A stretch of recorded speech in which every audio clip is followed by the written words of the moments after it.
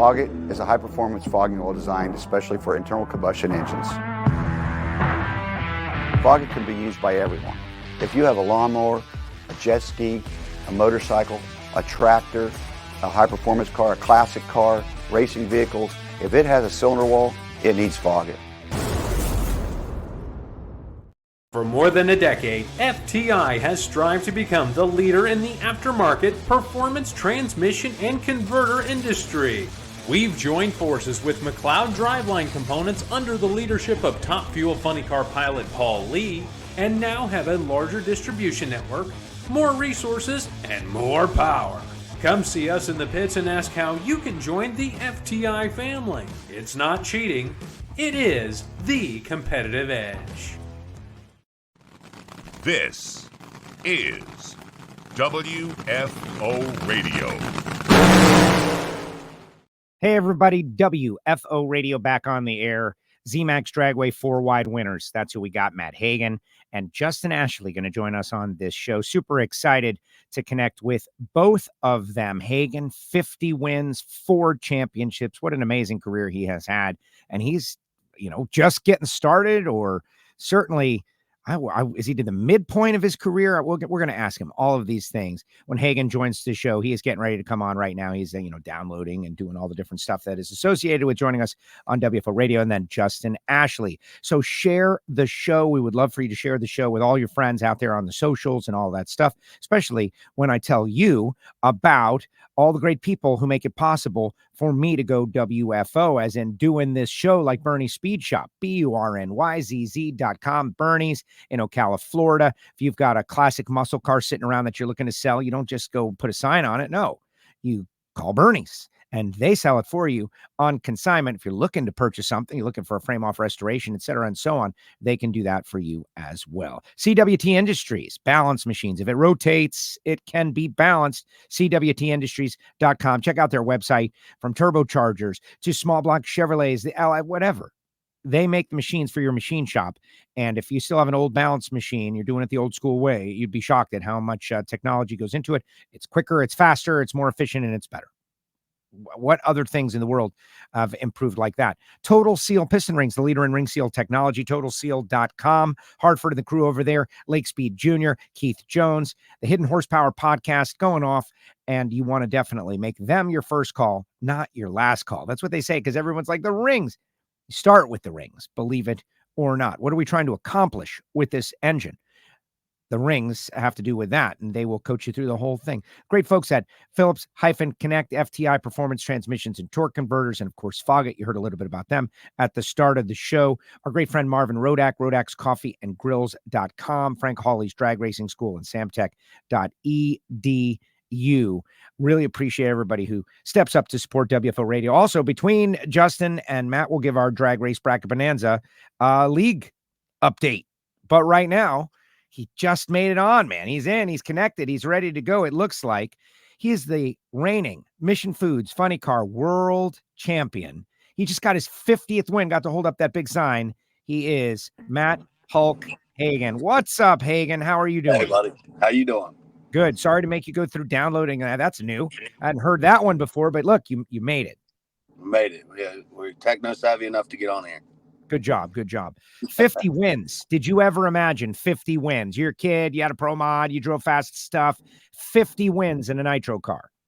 I had no idea, man. I mean, it's I just, it blows me away, just to have such a relationship with Dodge and with all my sponsors, American Rebel, and with JHG, Johnson Horsepower Garage, all those guys. Just have that support for so many years and what we've done, and being able to just really rack off handfuls of wins every year has just been incredible. I mean, we have a great team, man, and honestly, that's really where it comes from. I love to sit here and say it's just me driving the race car, but I've been able to keep my team together for a really long time. I think me and Dickie have been together close to 14 years now, and it shows off and it pays off, and I'm just blown away that we were able to accomplish 50 wins. I mean, I don't think anybody will ever catch force, but it's one of those things where you just keep doing the best you can. But we're very humbled. I'm very humbled by it. Yeah, I think it's amazing. Let's go back to Vegas though. You're in the final there too. You low ET of the quad. What an amazing, incredible final round that was. This 4-wide mini season. Your team excelled performance-wise, and like the arrival of the champ, a big win. But that had to be one of the craziest, closest races you'd ever been involved in either, and maybe a little extra motivation out there in the final round in Charlotte. You tell me.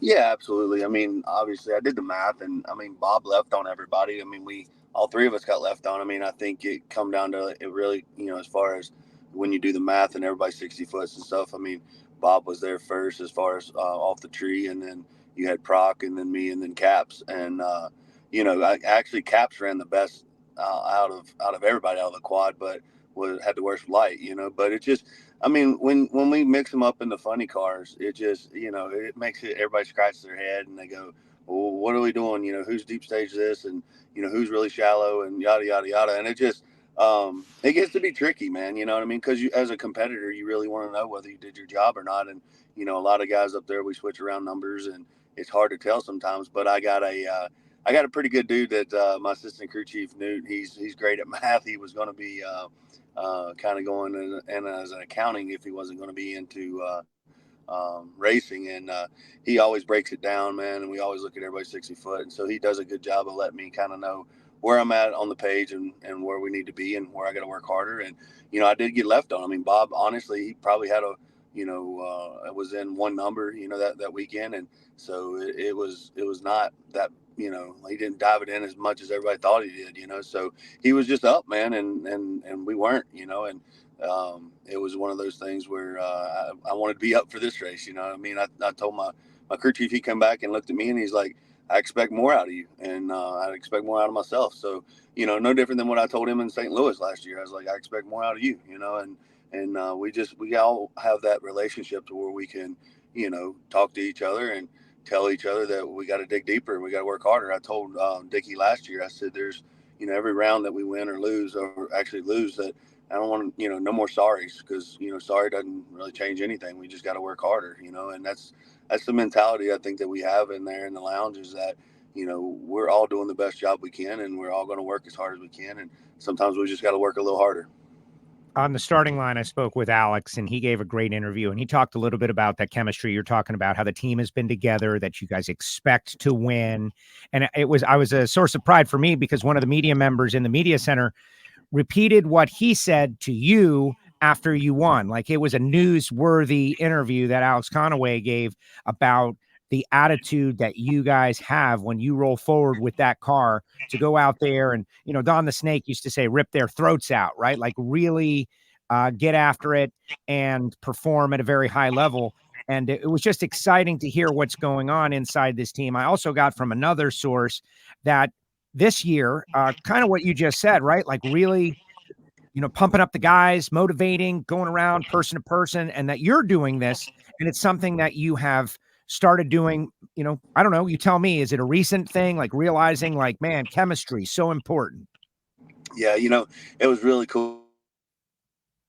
That tickled him to death, you know what I mean? And it's one of those things where that's a kid that has done everything on this race car. I mean, from front to back, he's done it all. He's very hands-on. He takes a lot of pride in his work. He's puts in so many extra hours at the shop, and for him to get a little recognition like that is awesome, man, because he's earned his stripes. He's been with me a long time, and he gets the brunt of everything that goes wrong on the race car, because he's supposed to run out there and fix it. And it just it is really cool. I know that really tickled him to get on TV there and get an interview, and I thought he did well. I thought he gave a good answer, so yes, but kind of stumbled over. I can't hardly talk to you this morning, you know what I mean? You stumble over words and stuff, so it's cool when you stick a camera in someone's face and they do a good job. And he come back and he was like, did I say everything right? And I'm like, yeah, man, you did great, so it's just neat, but those are the type of boys you got to bring up and grow. And him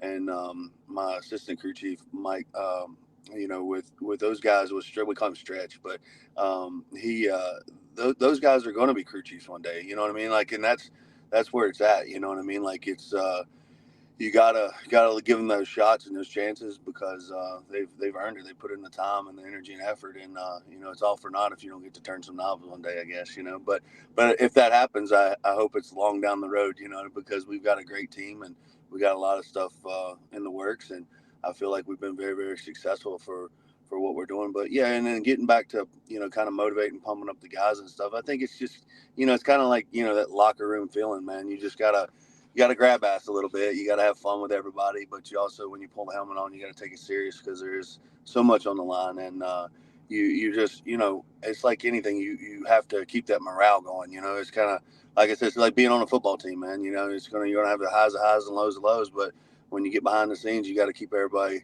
up and going and making sure that we're all having fun doing it. And Tony does a good job of making sure that we're all having fun and puts a great environment in front of us that we can all flourish in a workspace and do a good job. And he provides everything we need. So I think we're just in a good spot all the way around. With where we're at as a team.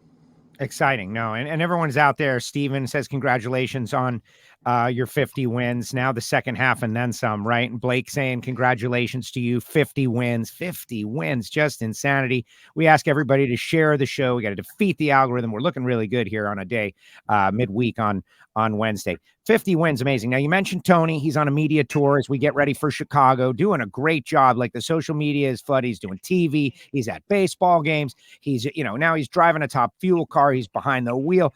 If you could, I'm going to say something to you. I did not give you any time to prepare. Sorry for that. But the Tony Stewart effect, what would you say it is? Because there's definitely, obviously, a Tony Stewart effect happening, maybe with the fans in the grandstands, maybe with your team, maybe as a motivational. What would you say Tony's presence brings to your team, your guys as an owner? Well, how some people have just good energy, man, and people gravitate towards that. And Tony's just got really good energy, and I think that's why he's been so successful and had so many successful people around him. It's kind of like, that old saying, where confidence feeds confidence. And I think he brings a lot of confidence to the table with knowledge and sponsors and everything else that we can get this done. And we're going to make sure it happens. And I think that he's real close to winning his first race.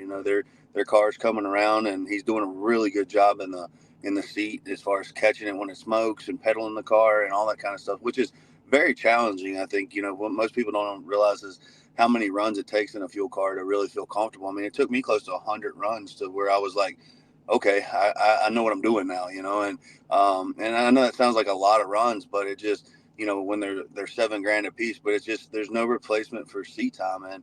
And I think that, that Tony does a really good job about taking information and applying it to the car and applying it to the track. And he learns really fast, so, that's the type of guy. It was so funny the other day, his first race out, he had like a 020 light or something like that.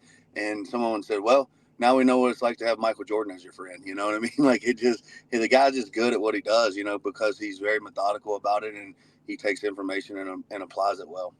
Well, he, very serious about it, treating it with respect. He's been very open about, not ready to do this, want to run alcohol more, want to get laps. And that shows a veteran race car driver. But then again, let's get back to you winning that 4th championship. Like you guys after the championship, we didn't get to connect with you for like a championship discussion. So let's do some of that. What I've always been impressed by is your willingness to talk about, the goals that you want to accomplish. And wanting to have great numbers, wanting to have a career that stands with the gods. And you just broke a tie with Don the Snake Prudhomme in terms of wins. Amazing. The 4th championship, breaking a tie with Robert and Caps and kind of going out into this new territory, right? 4 championships, 50 wins. Yes, doing it with the guys. But that, the farmer kid that came around a bunch of years ago and was the first 3-second 1,000-foot funny car pass. You always wanted to be where you are now. And now you're in this point where you're clicking it off and, if the Hall of Fame numbers. Step back from that for a minute. Yeah, it's unbelievable. I mean, you obviously, I remember a lot more of the ones we lost than the ones we won. And, and it's like those championships that you've lost, I've run it up a few times now. And it's just like that feeling, of just disgust in your gut and someone ripping your heart out. I mean, I think that's what I pull on a lot of times when I'm up there on the starting line, and I know that we have an opportunity to win a race or get to the final, and you dig deep from that feeling of just, awfulness of losing one. And, and I think that makes me get up on the wheel a little bit more and be a little bit more hungry for, what's in front of me, because what it feels like to not get it done. And so I really pull on some of those times that we've lost championships more than I even have on the times we've won, just because we're, I think it drives you, motivates you not to feel like that again, and but yeah, we've been super successful to win 4 championships. I mean, that's unreal. I mean, it puts us in there with, Force and Perdome and I guess, gosh, I'm trying to think of the other guy's name. It's Kenny Bernstein. And of course, yeah. Oh yeah, Kenny. But Kenny, it's one of those things where if we could win one more, it'll just be me and Force. And I don't think anybody's going to catch Force just because of the way the rules are and how tight they are. And there's pretty much like you can't really just outspin anybody the way they used to back in the day. And it just, there's just a lot of difference in today's world and what it was back then, but not to compare it like that. It is what it is. It's just, I feel like it's super competitive right now. And it's anytime you win a championship in this category, I mean, down to we're not allowed to touch anything. They're trying to slow us down actually, instead of make us go faster. And, so it makes it extremely challenging to compete, because everyone has all the same parts and pieces. I mean, it's not like, 20 years ago you could innovate and show up with the racetrack with something no one else had. And now you don't do that. Everyone has everything that we have, you know what I mean? So that's really, a feather in our cap, I feel like, is when we're winning these championships, is that, you're doing it with the best of the best, with the same parts and pieces as everyone has. There's no real room in our rules and regulations to innovate. I mean, you just saw Tasca go through that with the manifold. They were trying some stuff, and they said, hey, no, you can't touch it, you need to throw your run out, and same with the headers and different things like that. So it's just like, it's just hard to really find power, to really innovate where these rules are so tight. So anytime we do win a championship, you go like, man, we really did something, because you're running against the best in the world, and they have the same parts and pieces as you do, so it really comes up there to being a good driver, and hopefully winning on a few hole shots, and your crew chief doing his job up there, and your guys putting it together, and parts not falling off the race car. So I think it comes straight back to the teamwork again, and that's where I feel like we've excelled, because we've been able to keep our team together for so long. And you see, a lot of guys bouncing around everywhere, and our guys have contracts. They're actually multiple year contracts, and I've never seen that done with crew guys, in our sport. So that's huge to me. I think that's another step that Tony has taken to ensure our success. Yeah, stability. People want stability in their lives. They want to know what they're doing beyond this year, and that they've got a place and a home, and that's amazing. Let's size up the competition a little bit. You mentioned Tasca. He's fired up this year. Yeah. I really enjoyed your Bob Tasca impression. I'm not going to ask you to do it again, but is that off the top of your head, or did you practice that? No, it was just, I threw it off the top of my head, man. It's good. But, it was cool, because he was fired up here on the show, and I watched the show, and he's like talking about whole shot wins and stuff, and he said it don't matter, like the win light came on, and that's really what does matter. We can manipulate the numbers all we want, but at the end of the day, whether it's we outrun someone or we left on someone, you got to get down to the other end first. And that's why because I did dive it in there on the final, and I had a 029 light or something like that.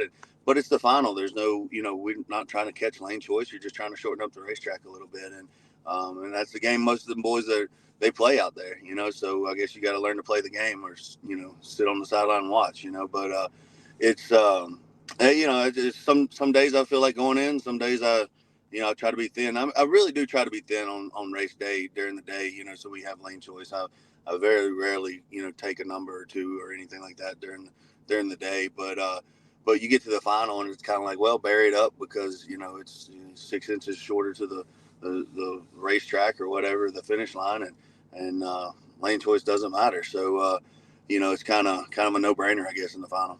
I like that gamesmanship. Like, I think it's just something extra to think about. It's a fun thing to think about. If we're all just like shallow staging in the final round, I don't know.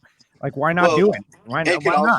It can also hurt you. Look at Force. I mean, he in that 4 wide that we ran against him, he tried to turn the top bulb off, and so I was like, it's so funny because I went in first and I waited like 4 seconds before everybody else came in. I was like, did these guys talk to each other? And it was like, we're gonna wait Hagan out or what, you know? And so I was in there sitting off the pedal for like 4 seconds before anybody decided to come in, and then I saw Force's top light go off. Well, the tree had already been activated for so long, I think it was just ready to come down. So by the time Force decided he was going to turn the top bulb off, I think the tree was falling on him because he had like a 130-something, 60 foot, and then had a horrible light, 160-something light, after being in that deep. So I think it's just, sometimes it can bite you, so you do play the game, but sometimes like Force plays that game and he got bit pretty hard right there, so you got to kind of take the good with the bad sometimes, I think. Yeah, he did. He did. I was over in his lane watching that, and it was visibly, a late deal because he was behind in the staging.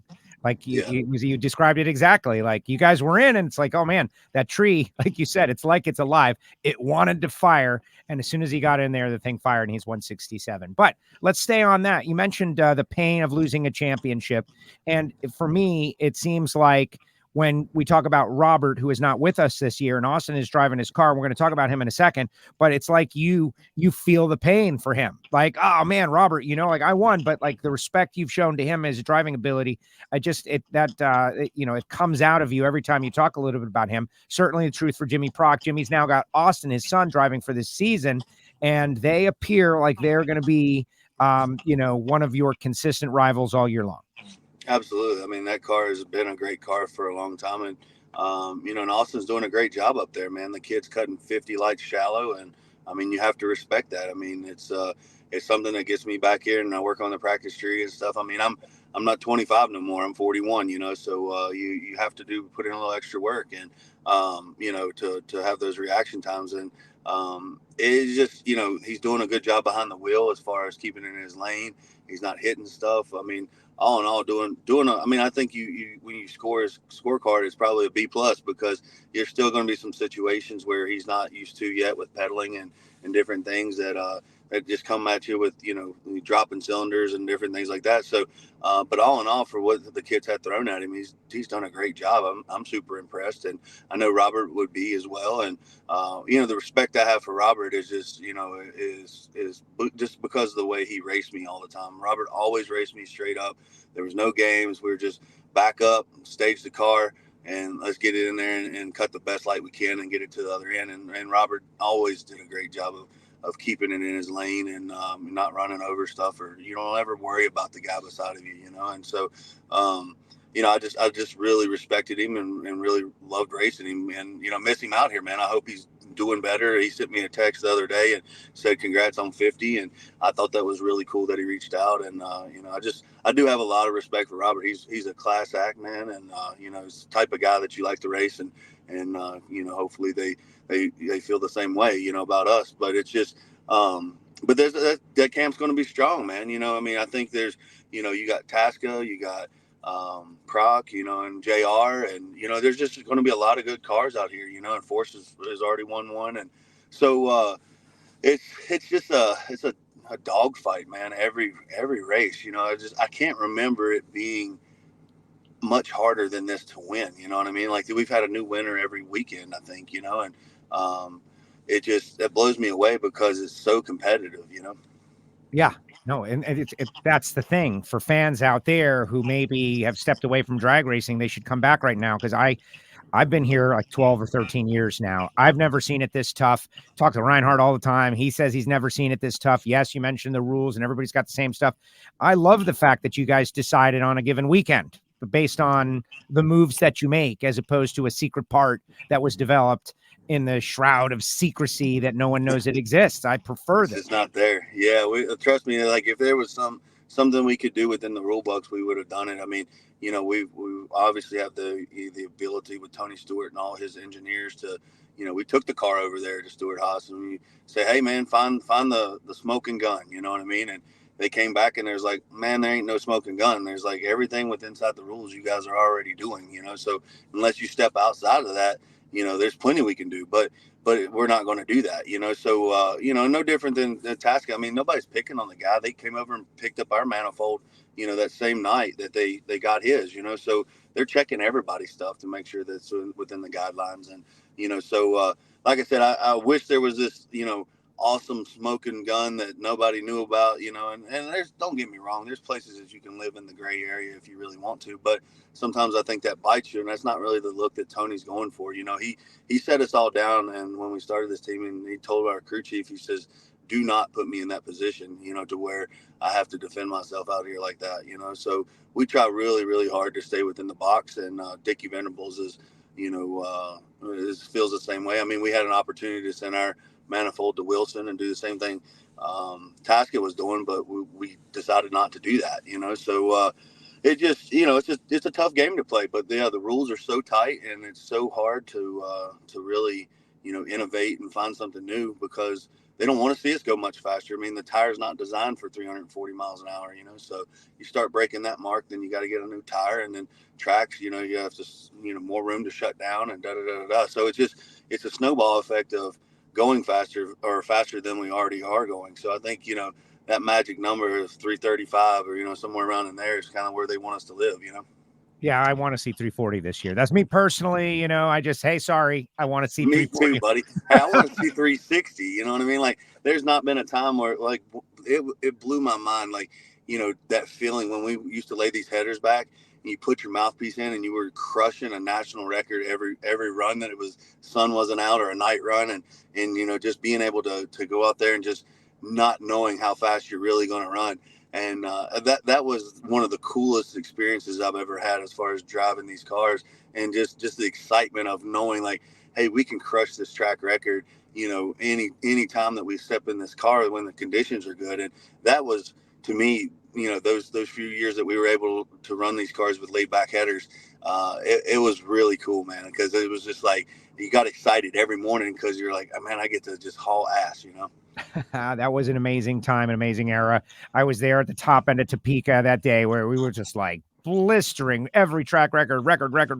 It was really amazing. All right, let's look at Chicago. This is a very important race as far as I'm concerned. Obviously, Don Schumacher will be honored there. That is a big part of it.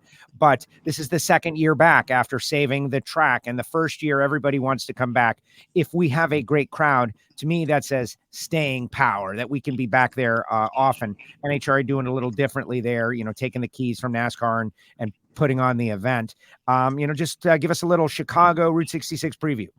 Yeah, you know, I've done well there, man. I've set the track record there back in the day, and won a few races there. And it's just some tracks show you love and some don't, but that's one I feel pretty good about rolling into most of the time. We have good data to work off. It's a great facility, man, like massive grandstand. So even when you do kill it, knock it out of the park as far as promotion and selling tickets, it still looks like you hadn't filled that venue up, man. They built that place for a Super Bowl almost, you know. And it's just like it's just massive, you know. So sometimes it's a little bit, you know, I guess it doesn't look the way it should because, you know, it is such a big infrastructure. But what a great place, man, to race, and the fans are always great. And I'm so glad that they saved that deal. I mean, we need more racetracks, obviously. I mean, I would love to run, you know, 30 races a year. I know Tony would be like, be quiet, you know, there's more races to sell. But, you know, as a driver, you just want to race all the time. And, you know, I'd race every weekend if I could. But I guess my grass, though, would look like Jurassic Park and not get mowed. But other than that, let's go, you know. But it's just kind of, I don't know. I think, you know, if we can really, like you said, put the butts in the seats and show that we can be there. That's what it comes down to, is just really the fans. Like they have to show up and show out, you know. And if they want to, you know, see us race at these tracks and different things, they need to take the time to come out and bring the family out for a day or whatever it may be that you can, you know, spare and come support what we do. Because without our fans and without them buying tickets and T-shirts and all the parts and pieces that our sponsors use and promote, we just can't do it. You know what I mean? So it really, our future and our sport is up to our fans, you know? I agree. No, I agree. And we're doing the show's been great. We've been having a great time. It's because of what you guys, the race teams, are doing. The final rounds are unbelievable. And we're really just getting started, right? 2 wide the rest of the year. If we're going to make the Stretch Run Western Swing Championship, it seems like a distant thing, but it really comes up quick. Matt, thank you very much for joining us on WFO Radio. I really appreciate it. For many years now, you've been coming on the show and watching the numbers. Each time we talk, right now, 4 championships. You're going to keep on going. I wish you the best of luck and a great season, and thank you for spending time with us. Thank you, brother. And thank you to all your fans that are listening. Like I said earlier, we can't do it without them.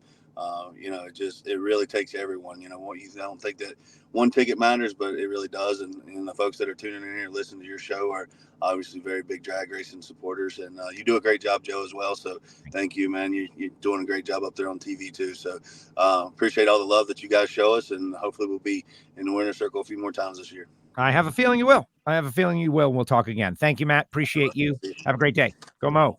Here he goes, Matt Hagan, with us here on WFO Radio. Share the show, guys. Keep sharing, retweet, repost on Threads, wherever you're watching. And if you're on PowerTube TV in the Thursday WFO block, welcome to you. Appreciate you guys. If you happen to be flipping through PowerTube TV, welcome to WFO Radio. If you like NHRA Mission Foods drag racing, if you don't know from it what it is, in my opinion, the most competitive and thrilling and exciting and fastest motorsport on the planet. Go toe-to-toe with NASCAR and Formula One and IndyCar. And I think, to me, I love that stuff. I love it all. But this is the one that really, gets me in the heart because I have a short attention span. I think that has a lot to do with it. All right. And I noticed I see Jason Galvin is out there. What's up, Galvin? We talked about the BT3 impression, all of that stuff. And this guy, Henry G, hit that like button and share and comment and all that stuff because our next guest is coming up, right? He won his first ever 4-wide drag race. That kind of didn't make sense. And that tells you a little bit about the great career he's had. Driver of the Skag Top Fuel Dragster, Mr. Justin Ashley, joins us now. What's up, Justin? How are you? I'm doing good. What's up, Joe? Thanks for having me on. I'm good. What do you think about what Hagan had to say about Chicago?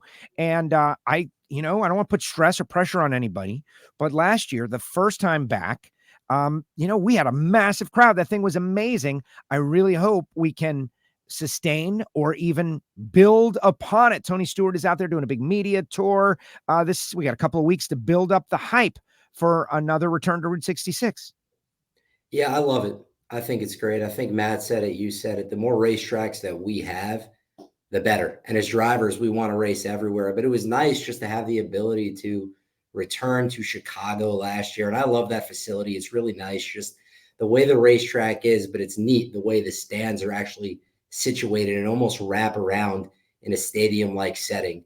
It's a fantastic place to race. And yeah, if we can go back there, the attendance was really good last year. If we can go back there this year and the attendance is really good again, I think, like you said, it'll have that staying power that we need to go there and compete there year after year after year. And every time we go back there, the fans that come back say, hey, we want you here. We want you to come back here each and every year. So that's certainly the goal. And I do have a sneaky suspicion that there will be a large crowd there in Chicago. I'm hoping, but we gotta get everybody out there. A little breaking news: Mark Selwood just said they just gave away a Skag riding mower on The Price is Right. So how about that? Yes, I heard that. So this was back. I don't know if he's referencing something that just happened, but there was a Skag mower that was on The Price is Right.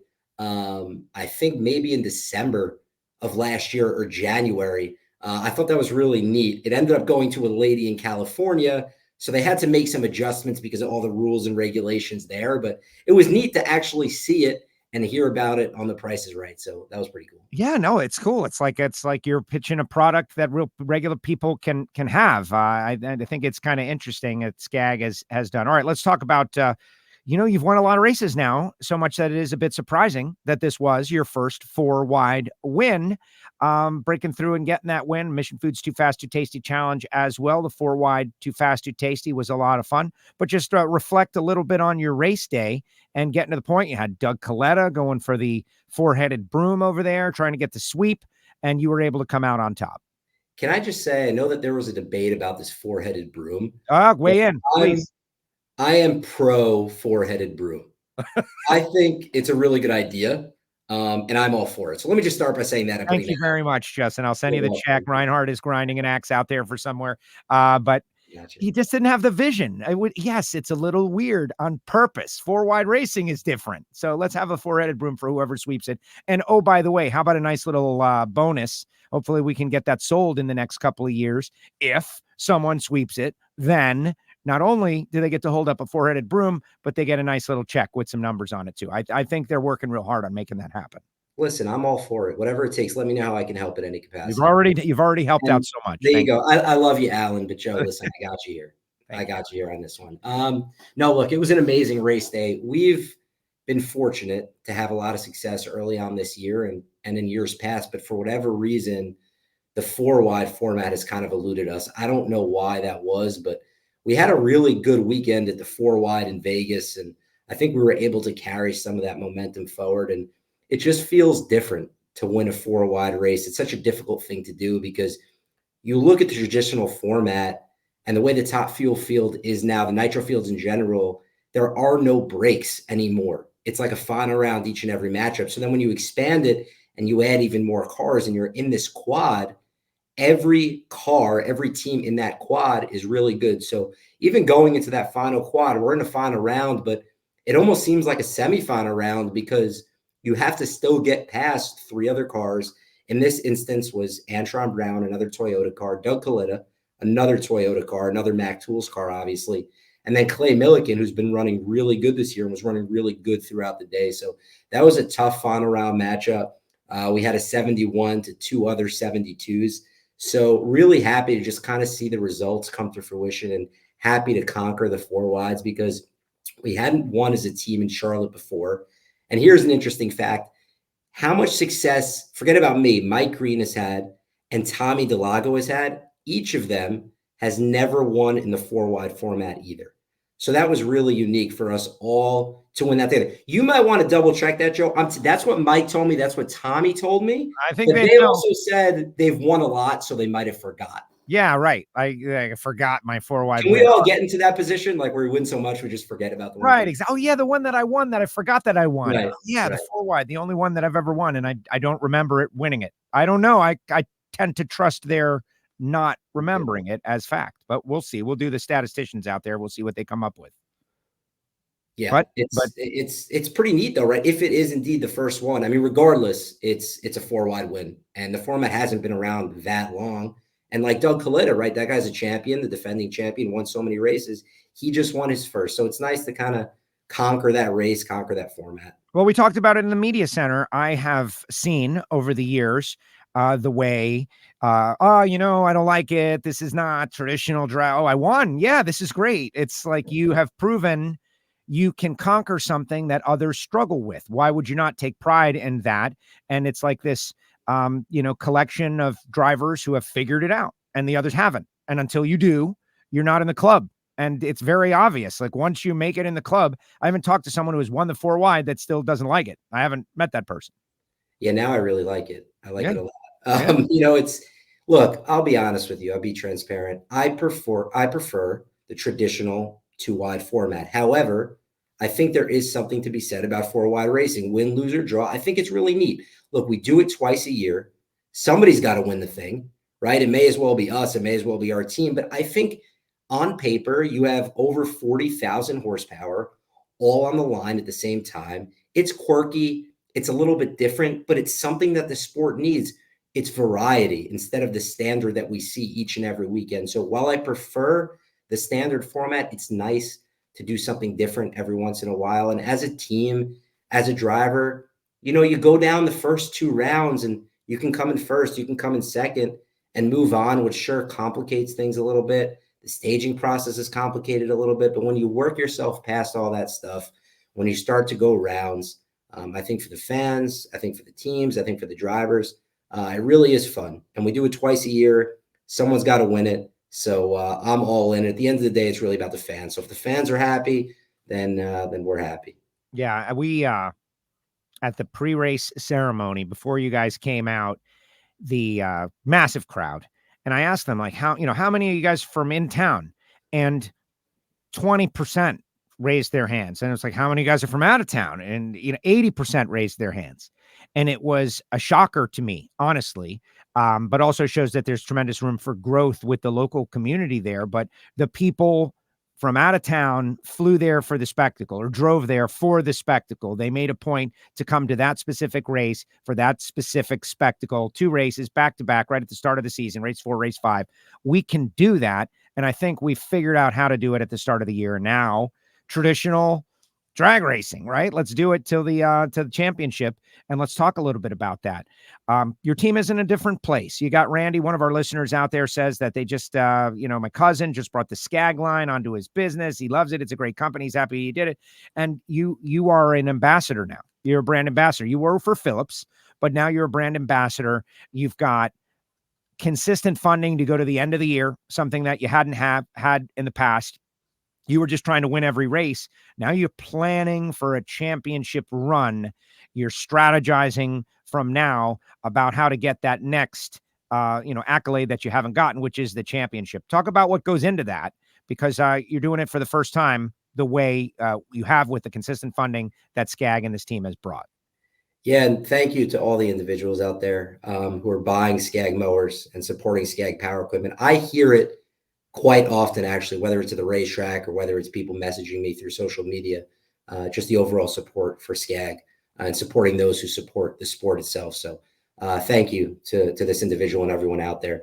With that being said, yeah, we're in a different position than we have been ever before. And yeah, it's about winning races, but ultimately it's about putting ourselves in a position to win the championship at the end of the year. And that starts right now. So for example, we have about 4 or 5 new blowers. We changed our cam. We are making more power now than we ever have before. But as you know, Joe, it's just about bringing the clutch into it now and trying to manage that and manage the tune-up and everything that goes into it. But we have the discs, the parts, the pieces, everything that we need to be successful at the end of the year. And the truth is, in the past, we didn't have that. Right when we were at the most important time of the year, where we should be running our best, is where we started to run out of those parts and pieces. So now we feel like, thanks to the family of Metalcraft of Mayville, at Skag Power Equipment, at Versatran and Bluebird, we have the resources, we have the budget that we need to be successful early on, in the middle of the year, and at the end of the year. And that's critical. It's not everything. It's people first, and it will always be people first. And we have an amazing, amazing team. But in addition to that, you need the budget. You need the resources to be successful at the end of the year. So now we feel like we have that. Also, we're on a car now that's in its 3rd year. It's pretty remarkable. I don't know how many other people in that top 10, or let's say the full-time top 12 or 13 cars out there, have a car that's on their 3rd year. So we're getting one that's built that hopefully we'll have around the Western Swing or so, that we'll have right in time to kind of get ready in time for the countdown at the end of the year. So that's another thing that's really important to us. So we're just focused on that. It's still going to be tough. It's going to be very, very, very difficult to win each and every round this year, because everybody is genuinely that good. But we're focused on ourselves. We're grateful to be in this position, and we're excited about it. Yeah, that's what Matt was just talking about. I know you came on and you caught the end of it, and how everybody's head is spinning a little bit because the level of competition has elevated so much. Sean Langdon is running well now. Doug obviously running well. Steve Torrence hasn't gone anywhere. Oh, Clay Milliken can run 338 miles an hour now. Like what's going on out there? And there's all these sayings, right? Steel, hardened steel, and whatnot. But if you're going to spend the money to be there, you better figure out how to run well. Otherwise, what is really the point? You're just going to be food for someone out there. Your dad won the U.S. Nationals. What do you make of this? What is the cause of this level of competition and the coming together? Matt says it's because everybody has exactly the same parts and you can't really do anything. So it has been a coming together process with all the funny car teams, and everybody's just getting it better. What about your opinion on the Top Fuel side? I think it's a few different things. I think Matt's right? I mean, you have to operate within a certain box. You can try and get as creative as you can within that box. But at the end of the day, everyone, for the most part, has these certain parts and pieces, and they have the time and experience to go out there and run those parts and pieces. So everybody is really closely grouped together. You also see kind of an infusion of new people, of youth. We have obviously Tony Schumacher, who came back to the sport 2 or 3 years ago. We have Sean Reed, who came into the sport, Jasmine Salinas, who came into the sport, Travis Shoemaker, and I'm sure a number of others. And look, the more, the better. I think it's great, whether it's youth or whether it's not youth for that matter. To be honest, it doesn't matter. The more cars we have out there, the more competitive it's going to be, and the greater it's going to be for the fans. And it's just going to be a great show all the way around. So I think it's time, people running similar parts and pieces. I think the influx of new talent itself that's in the sport, I think all of that adds up to really good competition. And like you said, it's like iron sharpens iron. You have to go out there, and you can't just say, oh, you know what, this round, we're going to try and go A to B. You try and go A to B and you leave the door open just a little bit, somebody's going to kick it wide open and you're going to go home. A great example of that is in round 1, we raced Doug Foley. We got lucky. Well, I wouldn't say we got lucky, right? But Doug went a 373.0. He outran the entire quad. But unfortunately, he made a mistake on the starting line. That stuff's going to happen. But that's just a great example of how good these cars actually are now, and how throughout the entirety of the year, they're only going to get better. Yeah, that's I felt terrible for Doug, right? But you feel terrible for 2 out of 4. Like, oh, that's a bummer. But he threw away a great run, one of his best runs on a red light start. But that's a big part of it. There's conversation out there happening in the chat section, about your 60-foot times, like the 60-foot times from this particular race. And the gentleman who posted it thinks I didn't like the comment. It's not that I don't like the comment. It's just he wants us to talk about how you guys accomplishing this amazing 60-foot time. I don't think you're going to tell me, but what's up with that? Speak to Mike and Tommy. Yeah. No, it's honestly, that's really, it's a good observation. It's something that we've been working on. Like I said, we have new blowers and we changed the cam, and we're doing a number of other different things within the tune-up to work at that and improve at that. And we, dating back to last year, our 60-foot times weren't what we wanted them to be. We needed to find a way to get the car moving early. And even earlier in this year, we had the same thing. That's been a goal of ours, is to get the car moving faster early.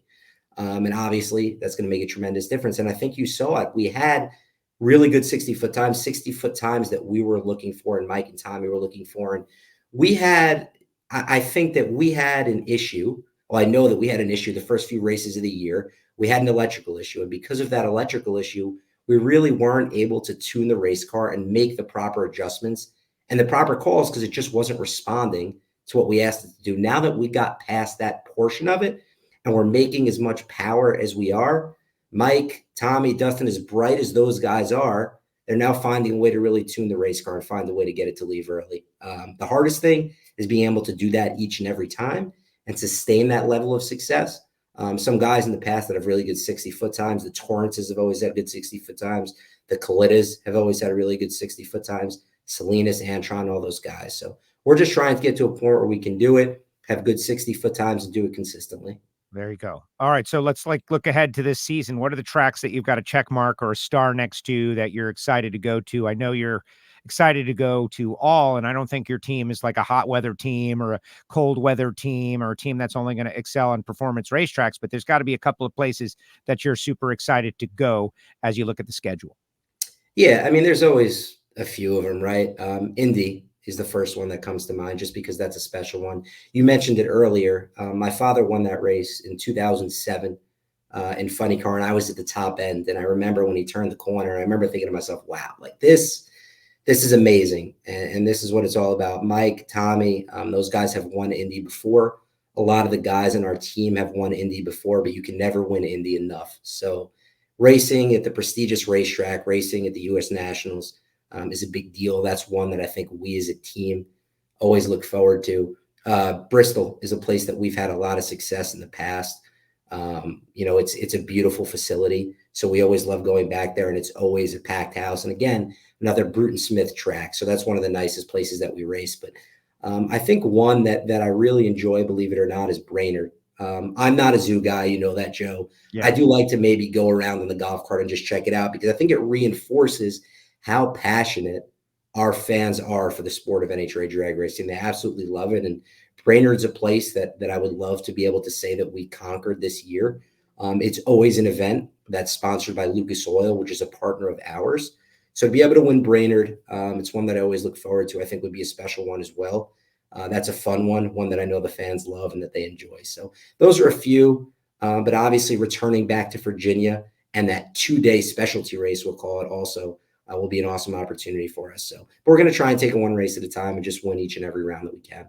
That's it. And that's been your motto since you started, one round at a time. And it's true. And that makes it a cliche, right? It's true, but you can't control what's going on in the other lane. You can't control what's going on in the next round until you get through this round. It makes perfect sense, and it is a recipe for success. Roscoe says, Zoo, I've never heard of it. We got another report on The Price is Right with the Skag machine. So it must either be a repeat or another Skag. Maybe they got a deal. That's super cool.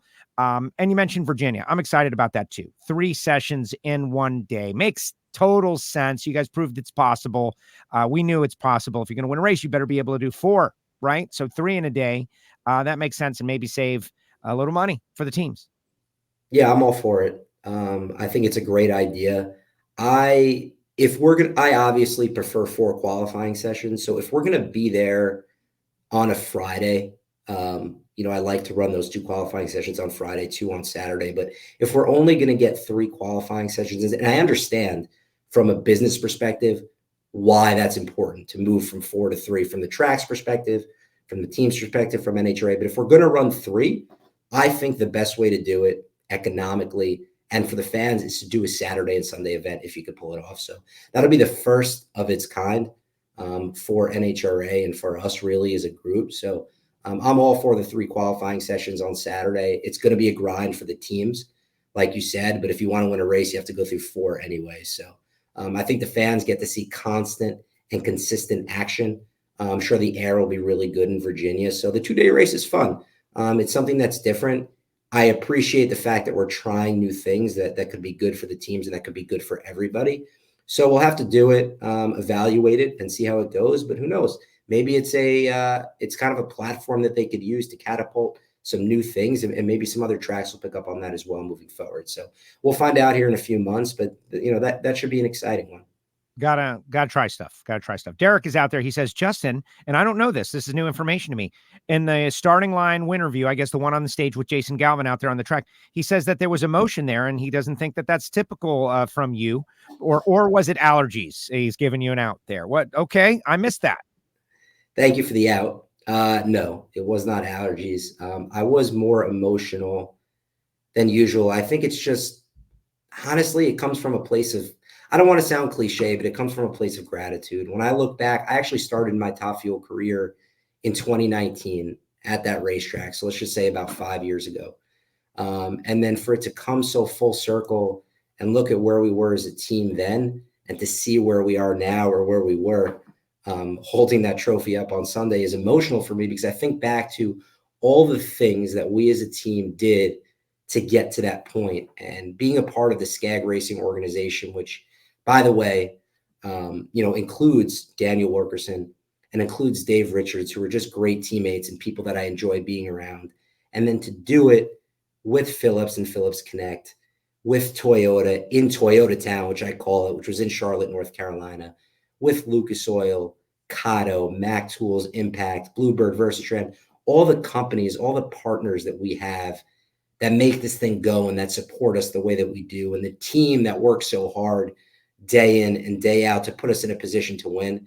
I'm just grateful for the opportunity to be there, and we try and win each and every round. But just looking back to where we were then, and all the people that are involved now who have taken us to this height, this level, and we have a long way to go.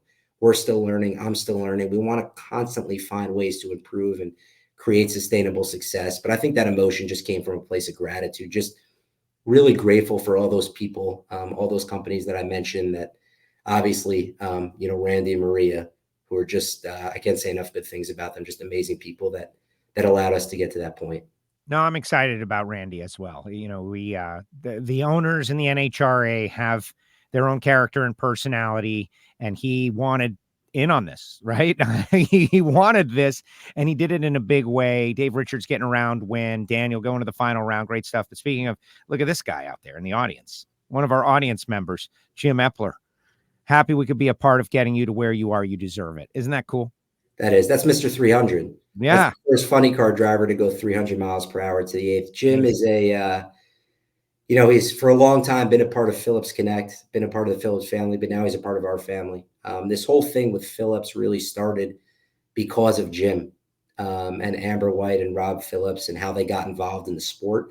And when we transitioned over to Skag Racing this year, it was really important for us to maintain our relationship any way that we could with Jim and with those individuals and with Phillips, because we've all become one big family. So I'm very thankful and very grateful for Jim and everybody at Phillips that they did help us to get to this point, but that we continue to work with them each and every weekend and on a daily basis throughout the week to help their company in each and every way that we can.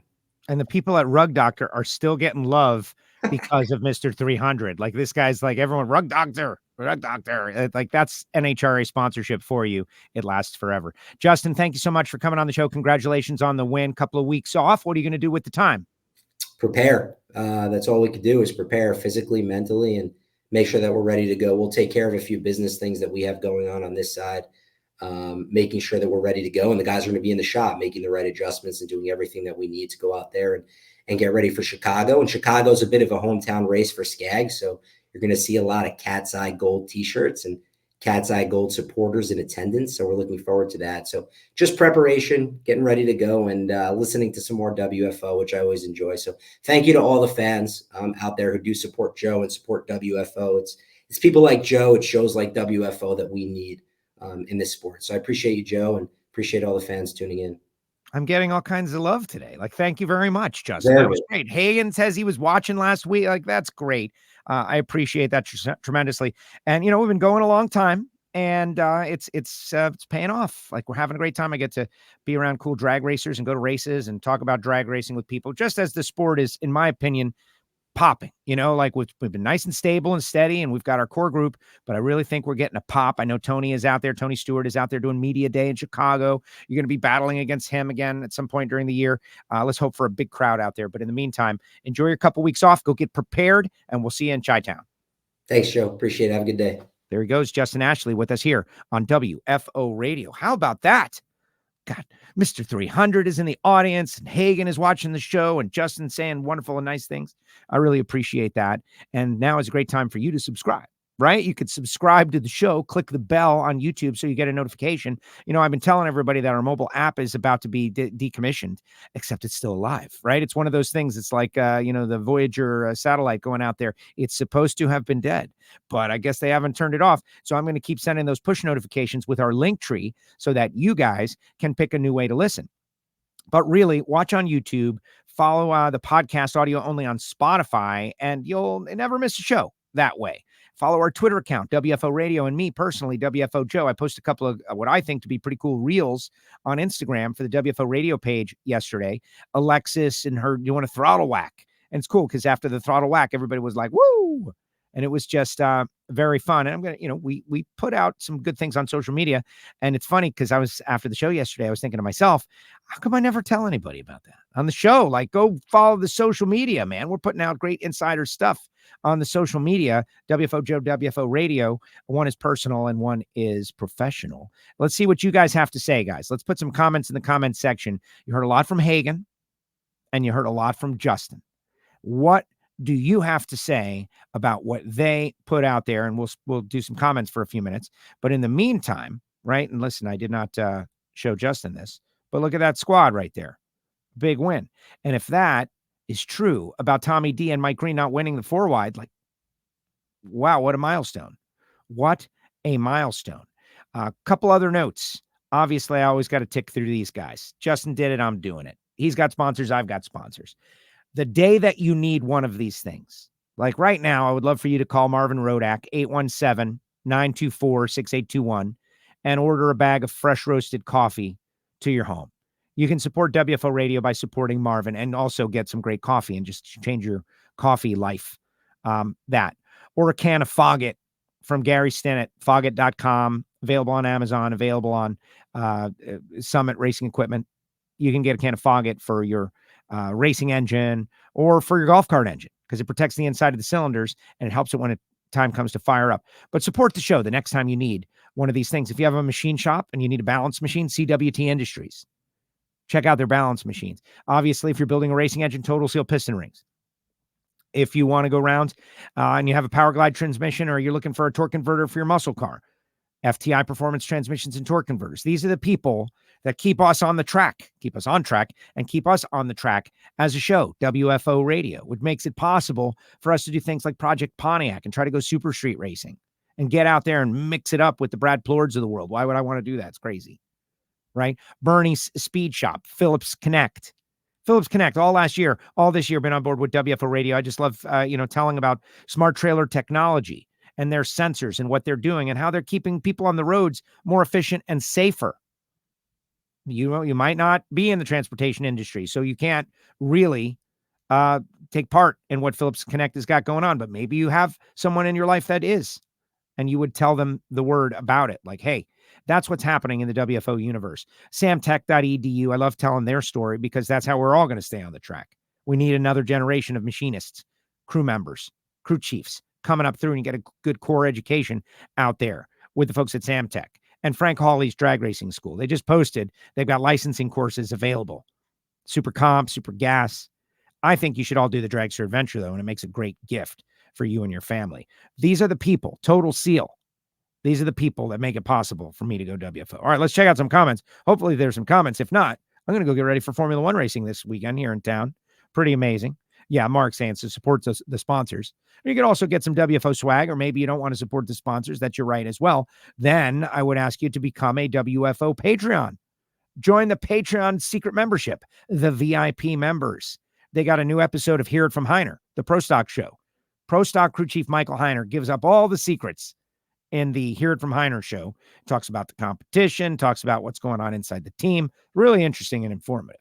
And that's just one of the many things that our listeners get. You can get merch, et cetera, and so on. Really, though, I'm just stalling for you guys to put up a comment other than amazing show, Joe. Thank you so much. But what do you think about what's going on? Excellent show always, Joe. 2 wonderful guests. Yeah, got to. And next week now, it gives us, we've had our winners. Next week, maybe we can talk to a Factory X winner. Maybe we can talk to a Mountain Motor Pro Stock winner. Maybe we can talk to a Comp Eliminator winner. Like, these are just ideas. I'm just kind of vamping out there. Maybe we can go in depth on Project Pontiac and what's going on there with this engine. Maybe we can talk a little bit about balance machines next week. Who knows?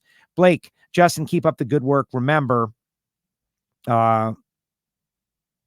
with men, this is impossible, but with God, all things are possible. Thank you, Blake. I think that's amazing, right? I'm grateful to be able to attend the events that I'm blessed to do. Stephen Frisky, he's going to drive 900 miles to go to Chicago. That's amazing. Kimi, I agree, Stephen. Anyone can name sponsors, but some people do it with genuine sincerity. That is also very true with Justin. And I think it's been very impressive to watch Justin's arc, and Hagan too, because Hagan, Hagan's got it going on. If Hagan was a cocky guy, you would kind of understand it. He's doing well, good looking, muscles, the whole thing. He wins. And he's not a cocky guy. He's, maybe behind the scenes, he's confident, but publicly, man, the guy gives the credit that needs to be given to the team, to the guys, to the crew, what he needs to do. Lonnie, this show would be great even if it was media blasted. And on that note, I think we can wrap it up for the week here on WFO. We had a great ignition show. Then Reinhart, Greg Anderson, Gage Herrera blew it out of the water yesterday. Amazing. Greg Anderson. Greg, how would you describe the relationship between you and Richard Freeman? And he answered.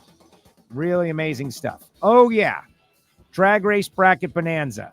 Let's Go Dodgers won the 4-wide mini season, the 4-wide cup. Pro Stalker, I think that's Reinhart. Jay, what is it? Doncho 77 and Chad rounded out the top 5. You're wondering where I am, not on the first page. Stubo, 50th, one of our people. I love seeing all the WFO names, like El Jefe, 10th overall in the 4-wide mini season. Drag Race Bracket Bonanza, we will be posting the league, the WFO league information. That's the overall, by the way. I should probably have checked. No, this is the WFO league. Let's Go Dodgers won the WFO league. Because why would I be giving the main one? You want to join the WFO league on Drag Race Bracket Bonanza, just go through our Twitter feed. The code is there several different places, and I will be tweeting it out as we get closer to Chicago. We want to grow this league, baby. We want to grow the league and get it going on.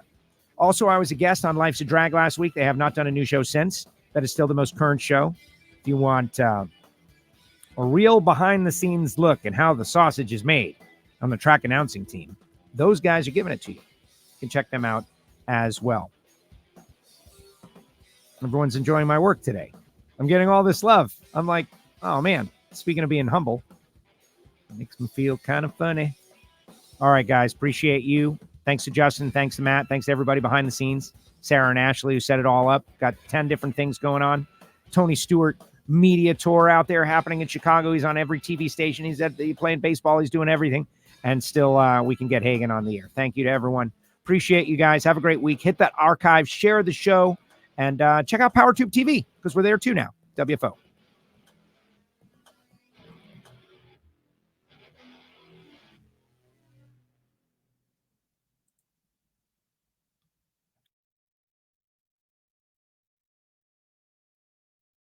Like this show? Want more? Then head to WatchPTTV.com, the new 100% free PowerTube TV streaming network. Home of the best classic and new motorsports racing and build shows on the web.